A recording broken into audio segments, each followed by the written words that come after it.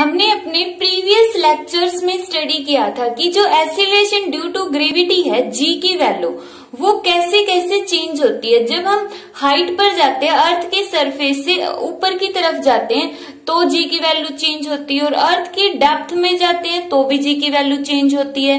जब हम पोल से इक्वेटर पर जाते हैं या फिर इक्वेटर से पोल पर आते हैं तब भी जी की वैल्यू चेंज होती है। एक फैक्टर और है जिसकी वजह से जी की वैल्यू चेंज होती है, वो है due to rotation of earth. जब भी अर्थ रोटेट करती है तो अर्थ की रोटेशन की वजह से भी जी की वैल्यू चेंज होती है।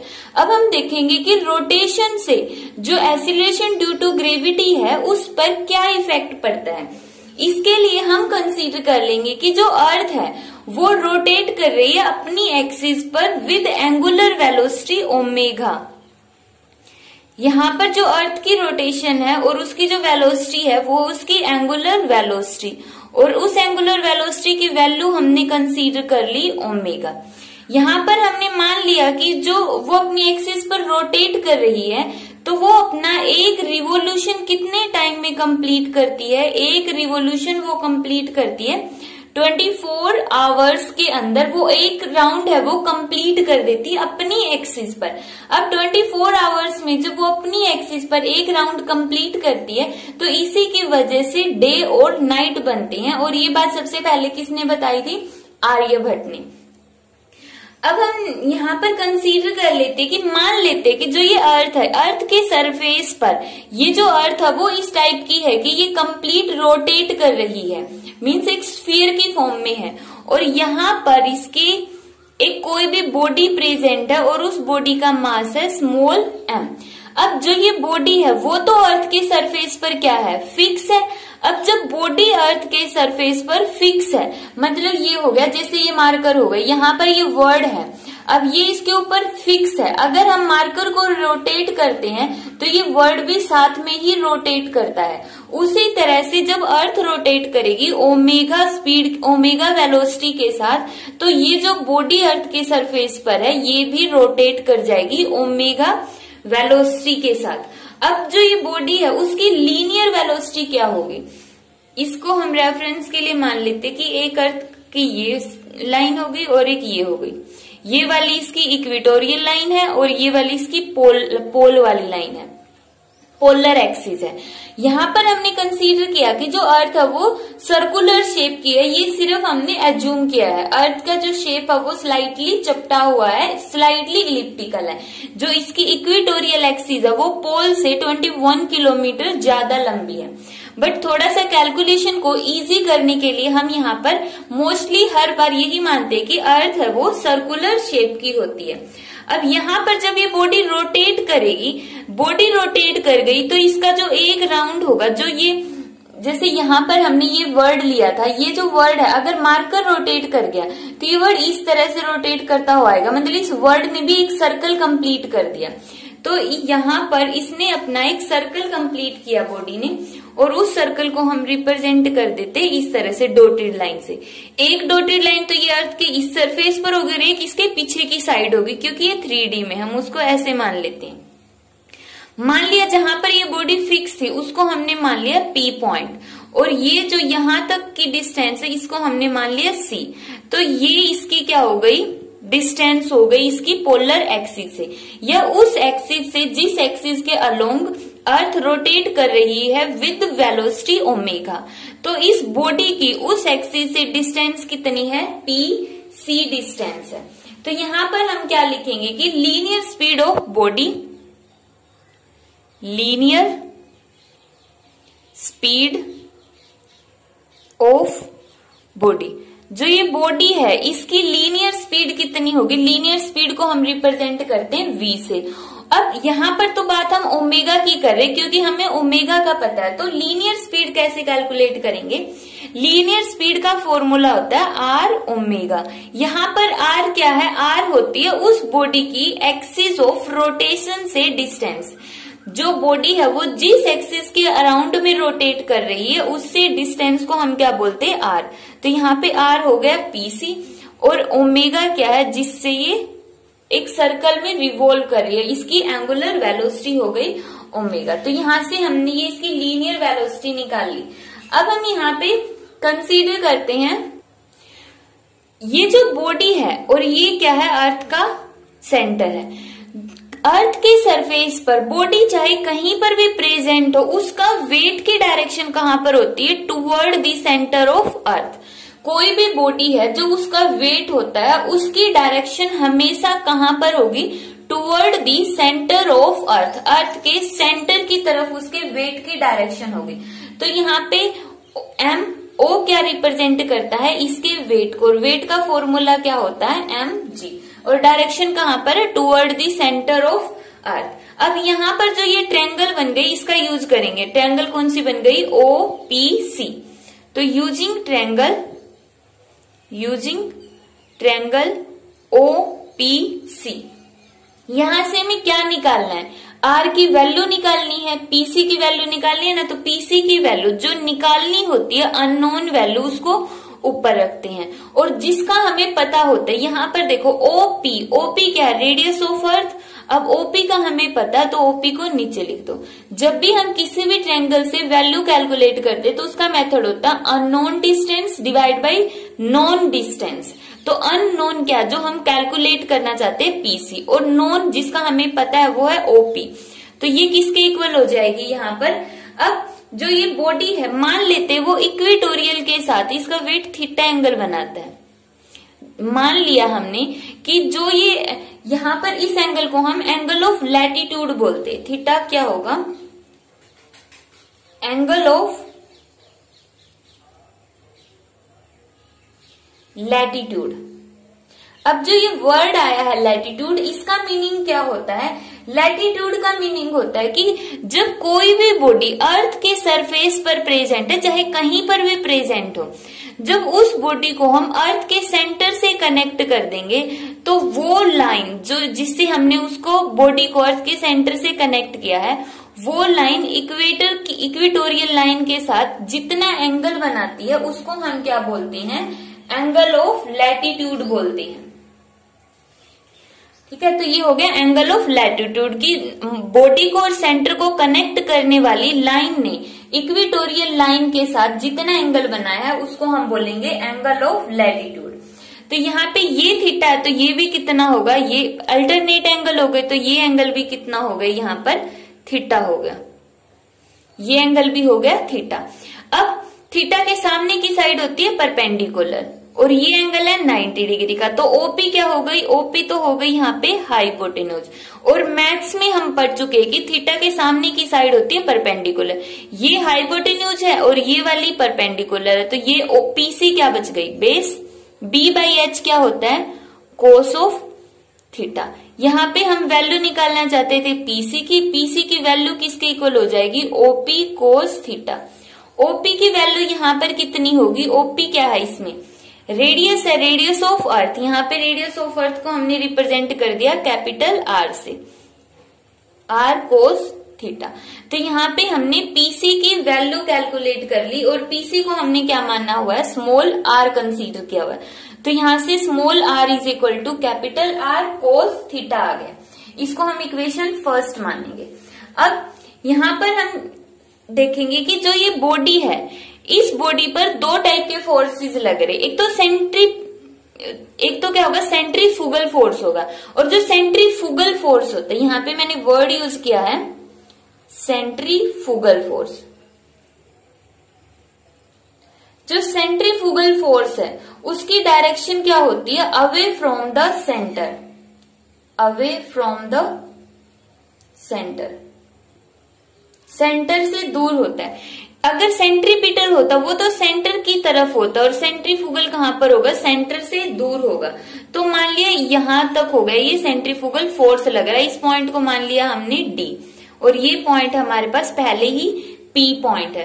तो ये पी डी डायरेक्शन है वो किसकी है, सेंट्रीफ्यूगल फोर्स की है। तो यहां पे हम लिखेंगे centrifugal force, centrifugal force acting on body is centrifugal force कितना होगा, F C is equal to, formula क्या होता है सेंट्रीफ्यूगल फोर्स का, M V square divide by R. अब यहाँ पे देखो एम वी स्क्वायर, आर की वैल्यू हम कितनी पुट करेंगे, आर कोस ऑफ थीटा, ये हो गया सेंट्रीफ्यूगल फोर्स। अब यहां से एम वी की वैल्यू कितनी है, v इज इक्वल टू क्या था यहाँ पे, v is equal to R omega, तो v की जगह हम पुट करेंगे आर ओमेगा, v का स्क्वायर मतलब r का स्क्वायर और omega square divide by r cos of theta. अब r स्क्वायर, तो r की वैल्यू हम यहां से दोबारा से पुट करेंगे, r कितना है, r कोस थीटा, और r का स्क्वायर कितना हो जाएगा, r का स्क्वायर कोस स्क्वायर थीटा और ओमेगा स्क्वायर, और नीचे क्या रहेगा, ये as it is R cos of theta. यहां से आर कैंसिल और कोस थीटा से एक कोस थीटा कैंसिल, तो यहां से कितना बच गया, एम आर, और ये है omega square cos of theta. अब ये जो वैल्यू आई है वो किसकी आ गई, सेंट्रीफ्यूगल फोर्स की वैल्यू आ गई। अब यहां पर देखो इस बॉडी के ऊपर दो चीजें एक्ट कर रही है, एक तो इसका वेट है, वेट जैसे मान लेते ये बॉडी है एम, ये तो हो गया इसका सेंट्रीफ्यूगल फोर्स एफ सी, और यहां पर सेंटर की तरफ पी से लेकर ओ की तरफ इसका वेट एक्ट कर रहा है, वेट मतलब एम जी, ये हो गया इसका सेंटर, और ये इसकी इक्वेटोरियल लाइन। अगर मैं यहां से इसके पैरेलल में एक डॉटेड लाइन ड्रॉ कर लूं तो ये क्या बन गई, एक पैरेललोग्राम बन गई। तो यहां पर हम क्या करेंगे, यूजिंग पैरेललोग्राम लॉ, देखो यहां से हमने इसको कनेक्ट कर दिया बॉडी को, ये हमने इसको इसके पैरेलल में ड्रॉ कर दिया। इस तरह से ड्रॉ करनी है ये लाइन पैरेलल में कि जितनी डिस्टेंस ये है पी डी है उतनी ही डिस्टेंस ये होनी चाहिए, यहां से यहां तक की डिस्टेंस, मान ले इसको हम क्यू मानते, तो जितनी पी डी है उतनी ही क्यू होगी, तो यहाँ पे ये पैरेललोग्राम बन गई, ताकि हम यहाँ पे पैरेललोग्राम लॉ का यूज कर सके। अब देखो यहाँ पर ये कंप्लीट लाइन है, यहाँ पर था सी पॉइंट, इस एंगल को हमने कितना मानना है, यहाँ पर थीटा मानना हुआ, ये एंगल कितना है, थीटा, मतलब कि यहाँ पर एंगल अगर थीटा है, पूरा एंगल कितना है 180 डिग्री, और ये हो गया थीटा, तो ये इस साइड कितना बन गया 180 माइनस थीटा, तो यहाँ वाला एंगल कितना है, ये 180 डिग्री माइनस थीटा। याद रखना ये एंगल कितना हो गया 180 डिग्री माइनस थीटा। अब हम क्या करेंगे, इसके ऊपर पैरेललोग्राम लॉ यूज करेंगे, यूजिंग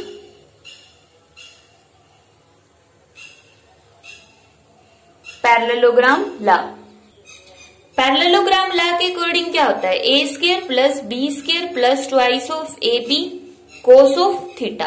अब यहाँ पे ए मतलब कि इसका वेट है, वेट कितना है mg, तो यहाँ पे पैरेललोग्राम के अकॉर्डिंग जब हम इस बॉडी पर टोटल फोर्स निकालेंगे कि वेट भी एक्ट कर रहा है, वेट भी एक टाइप का फोर्स होता है और सेंट्रीफ्यूगल फोर्स भी एक्ट कर रहा है, तो इन दोनों का रिजल्टेंट निकालेंगे, तो रिप्रेजेंट कर दिया हमने उसको f से। f किसके इक्वल होगा, यहाँ पर a का स्क्वायर, a मतलब कि वेट मान लो तो mg का स्क्वायर, प्लस b क्या है यहाँ पे, ये वाला सेंट्रीफ्यूगल फोर्स, तो एफ सी का square plus twice of mg और एफ सी। यहां से हम एफ सी की वैल्यू को यहाँ पे नोट कर लेते हैं, उसको रब कर लेंगे, फिर F C is equal to M R omega square cos of theta. ये हमने देख लिया कि कैसे आएगा। अब हमें इसको सोल्व करना है, तो इसको रब कर लेते हैं। तो यहाँ पर ये हमने लिख लिया a का स्क्वायर mg का स्क्वायर b का स्क्वायर एफ सी का square plus twice of mg F C cos of. अब इन दोनों के बीच में एंगल कितना, थीटा नहीं लिखना है, mg की वैल्यू यहाँ पर है और एफ सी की वैल्यू यहाँ पर, और इन दोनों के बीच का एंगल कितना 180 minus theta, 180 degree minus theta हो गया। और इस पूरे का क्या है होता है, यहाँ पे अंडर रूट होता है, तो इस पूरे की वैल्यू हमने मान ली 1/2। तो यहाँ से f किसके इक्वल आ गया, हम लिखेंगे यहाँ पे mg का स्क्वायर।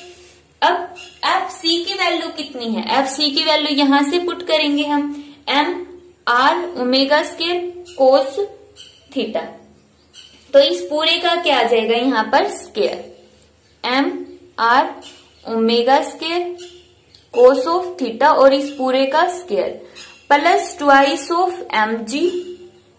उसके बाद दोबारा से एफ सी की वैल्यू पुट करेंगे यहाँ पे M R omega square cos of theta. यहाँ पे सिर्फ एफ सी है तो हम स्क्वायर नहीं करेंगे। कोस 180 डिग्री माइनस थीटा का क्या होता है, माइनस कोस थीटा होता है, माइनस कोस थीटा। ये मैथ्स में आता है कि कोस 180 डिग्री माइनस थीटा किसके इक्वल होता है, माइनस कोस थीटा, और माइनस को हम आगे ले लेंगे और इसकी पावर 1/2। अब इसको थोड़ा सा और सिंप्लीफाई करते हैं। यहाँ पे आएगा mg का स्क्वायर प्लस यहाँ पे आ जाएगा m omega square r cos of theta. इसको भी हमने एज इट इज रखा -2। सबसे पहले हम इसको सोल्व करते हैं। यहाँ पर ये हो गया m का स्क्वायर और g as it is, r as it is, omega square और यहाँ पे क्या आ गया, ये कोस स्क्वायर थीटा और इस पूरे की पावर आ गई 1/2। अब इस पूरी टर्म में से क्या चीज कॉमन निकल रही है, यहाँ पर भी क्या है, m का स्क्वायर है, यहाँ पर भी m और उसके ऊपर स्क्वायर है, यहाँ पे भी m का स्क्वायर है।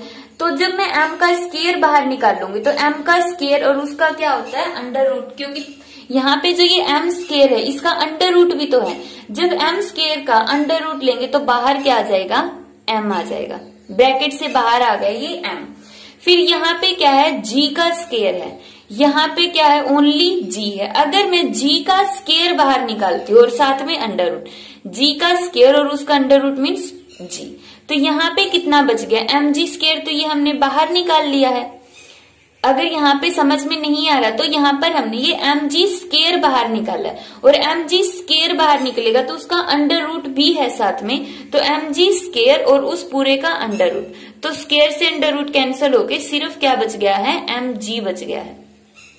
अंदर कितना बचेगा 1 प्लस, अब यहाँ पे क्या बच गया, हमने m स्क्वायर बाहर निकाल लिया, बच गया सिर्फ omega square r square cos square theta, और g तो यहाँ पे था ही नहीं, इस टर्म में कहीं पर भी g नहीं था, और यहाँ पर से हमने g स्क्वायर बाहर निकाला तो यहाँ पर क्या आ जाएगा, g square minus twice of m square बाहर ले लिया हमने, r omega square cos square theta. अब यहाँ से भी हमने g स्क्वायर बाहर निकाला, लेकिन यहाँ पर तो सिर्फ एक g है तो हम इसके डिवाइड में g कर देंगे, ये आ गई इसकी पावर 1/2। अब इसको हम थोड़ा सा और सिंप्लीफाई करते हैं। जो ये एफ है, फोर्स का फॉर्मूला भी क्या होता है, वही mg फॉर्मूला होता है।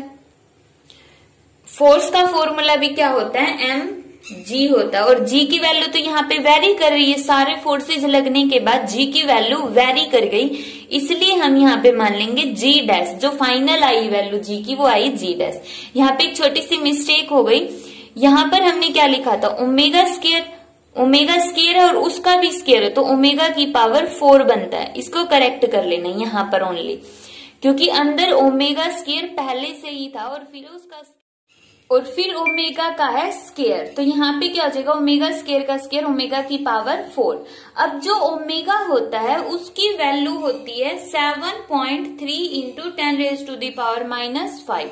अब इतनी स्मॉल वैल्यू है तो फिर उसकी पावर 4 पावर में, तो यहाँ पे अगर हम इसके भी करते तो कितने आ जाते, 10⁻⁻ कितनी होगी, अगर हम 4 से करेंगे तो -20, और फिर 7.3 के भी पावर 4। तो यहाँ पे ये जो टर्म होती है ओमेगा की पावर 4 वो क्या होती है, बहुत ज्यादा स्मॉल होती है। अब बहुत ज्यादा स्मॉल है, इसकी वजह से हम क्या करेंगे, इस पूरे फैक्टर को नेग्लेक्ट कर देंगे। नेग्लेक्ट क्यों किया, क्योंकि ओमेगा की पावर 4 है और ये टर्म बहुत ज्यादा स्मॉल होती है, तो इस वजह से हमने इस टर्म को नेग्लेक्ट कर दिया। अब नेग्लेक्ट करने के बाद हमारे पास आ गया, इस तरह से हम इस टर्म को छोड़ देंगे। अब यहाँ पे m से m कैंसिल, तो आ गया g dash is equal to g 1 minus this term as it is. अब इसके ऊपर वही बाइनोमियल थ्योरम लगाएंगे। बाइनोमियल थ्योरम में क्या करते हैं, जो हाफ होता है उसको आगे ले आएंगे, इसके आगे, तो यहाँ पे हाफ का मतलब क्या होगा, 1/2, 2 से 2 कैंसिल, ऊपर हाफ प्लस का था इसलिए यहाँ पे 1/2 एज इट इज आया। तो g डैश की वैल्यू क्या आ गई, g 1 minus r omega square cos square theta divide by G. ये आ गई हमारे, तो यहाँ पर ये आ गई G dash is equal to G 1 minus R omega square cos square theta divide by G. तो ये जो जी की वैल्यू है वो एक्सीलरेशन ड्यू टू ग्रेविटी है और वो चेंज्ड वैल्यू है। चेंज किसकी वजह से हुई है? रोटेशन ऑफ अर्थ की वजह से। ये हमारी एक्चुअल वैल्यू होती है 9.8 और ये रोटेशन के बाद आई है कि रोटेशन के बाद इस वैल्यू से चेंज हो जाती है। अब हम इसके स्पेशल केस देखते हैं कि अगर ये बॉडी पोल पर होती, ये जो बॉडी है वो कहां पर होती? पोल पर, एट पोल, तो ये वाला एंगल कितना होता है? ये जो बॉडी है अब यहाँ पे इक्वेटर अगर यहाँ पे घूम जाती तो ये पूरा एंगल कितने का बन जाता है? 90 डिग्री का। तो पोल के ऊपर थीटा होता है 90 डिग्री। जी डैश होगा R omega square cos square 90 degree divide by G. Cos 90 की वैल्यू कितनी होती है? 0। जब ये पूरी टर्म ही 0 हो गई तो यहाँ पे क्या बच गया? G dash is equal to G, G dash is equal to G. इसका मतलब हो गया कि जो पोल के ऊपर अर्थ की रोटेशन का कोई इफेक्ट नहीं पड़ता है, पोल के ऊपर जी की वैल्यू हमेशा सेम रहेगी। वहां पर तो यहाँ पर जो जी की वैल्यू है पोल पर हमेशा सेम रहेगी, उसके ऊपर कोई इफेक्ट नहीं पड़ेगा। अब हम देखते हैं इक्वेटर के ऊपर, एट इक्वेटर। इक्वेटर मीन्स यही वाली लाइन। अब ये जो बॉडी है अगर यहाँ पर होती तो यहाँ पे एंगल कितना होता? सेम लाइन है तो एंगल होगा theta is equal to 0 degree. G dash की वैल्यू आ गई, G dash is equal to G 1 minus R omega square और cos square 0 degree divide by G. Cos 0 की वैल्यू होती है 1, तो यहाँ पर आ गया G dash is equal to G 1 minus R omega square divide by G. Cos square, cos 0 1 है तो 1 का स्क्वायर भी कितना होगा? 1 होगा। तो जब बॉडी इक्वेटर पर होगी और अर्थ रोटेट कर रही है तो उस टाइम पे जो एक्सीलरेशन ड्यू टू ग्रेविटी है वो चेंज हो जाएगा इस फैक्टर से। ये जो फैक्टर है इस फैक्टर से जी की वैल्यू चेंज हो जाएगी। जी की वैल्यू कितनी होती है? 9.8। हम ये वैल्यू मानकर चलते हैं जो कि एक फिक्स वैल्यू कंसीडर करते हैं। बट जब बॉडी इक्वेटर पर हो गई तो इक्वेटर पर जो एक्सीलरेशन ड्यू टू ग्रेविटी होता वो रोटेशन की वजह से चेंज होगा। और कितना चेंज हुआ? इस फैक्टर से चेंज होगा। यहाँ पे आर है रेडियस ऑफ अर्थ, ओमेगा है जो अर्थ रोटेट कर रही है उसकी एंगुलर वेलोसिटी। ओमेगा की वैल्यू होती है, पहले भी बताई थी, 7.3 इंटू 10⁻⁻5 रेडियन पर सेकेंड। ये ओमेगा की वैल्यू है और हम यहाँ से जी की वैल्यू भी कैलकुलेट कर लेंगे। ठीक है, तो ये हो गया variation of G due to rotation of earth. यहाँ पर हमने देखा था कि जी की वैल्यू पोल पर बड़ी है इक्वेटर के कंपैरिजन में, और कितनी बड़ी है? पोल में से अगर हम इक्वेटर को सब्ट्रैक्ट करेंगे तो यहाँ पर आएगा आर ओमेगा स्क्वायर। ये खुद निकाल के देख लेना कि कैसे आएगा। हमारे पास ये हो गई इक्वेटर की वैल्यू और जी की वैल्यू कितनी थी? नॉर्मली जी ही थी। यहाँ पर हमने पीछे वाले केस में कैलकुलेट किया था इक्वेटर के ऊपर। इक्वेटर पे जी डैश की वैल्यू, पोल के ऊपर जी डैश की वैल्यू कितनी आई थी?